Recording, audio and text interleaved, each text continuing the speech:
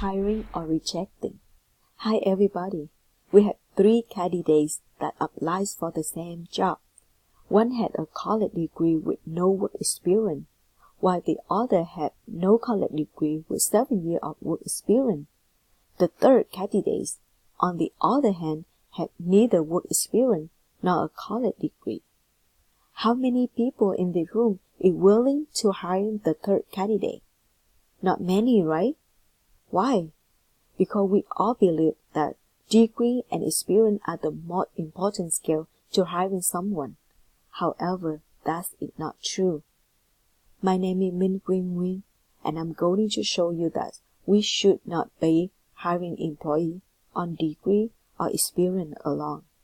They should also look at the character and keep more an open mind to see how the candidate may benefit the company. You never know, you may end up hiring the next Steve Jobs. According to the Census Bureau current population surveys and the U.S. Department of Labor, 53.6% of bachelor graduates were jobless. These were a result of the graduates lacking in work experience as well as entitlements. Many graduates fail. Since they have a diploma, they should not have to accept a lower paying job, and that their diploma should guarantee them higher offers. How about workers with no degree that possess many years of work experience? The workers, since they have done the job for so long, do not require much training at all the work. The only downside is that the workers tend to be unhappy after a certain amount of time of being employed.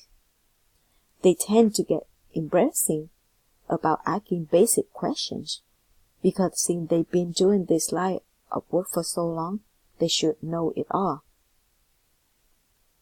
Lastly, workers with no diploma or work experience are the most difficult to judge. They have nothing on the paper for offer.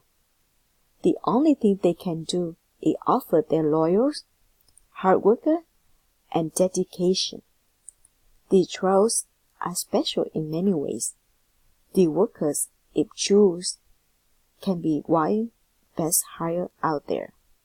They are very humble, appreciative of the opportunity that they are playing on. Michael Jordan is the one example for someone who worked very hard to get where he is. Phil Jackson, Michael Jordan's former coach, stated that Michael jump shots were not good when he started. He worked hard for his talent, then he worked even harder to be better at it. This shows that a diploma cannot give him the talent he had. Jay Thomas is another example of someone who will start off not knowing nothing and become someone great. Jay Thomas worked part-time in a local restaurant while in high school.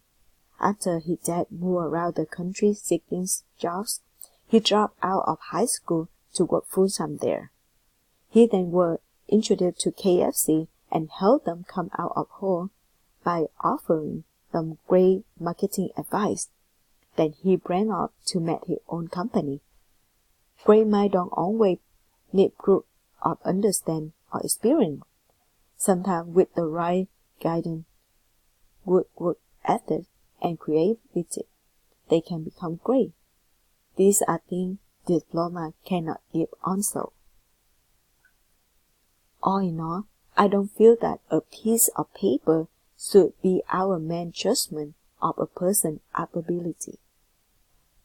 I feel strongly that it should be based on the person's characters and what they can bring to the table with them.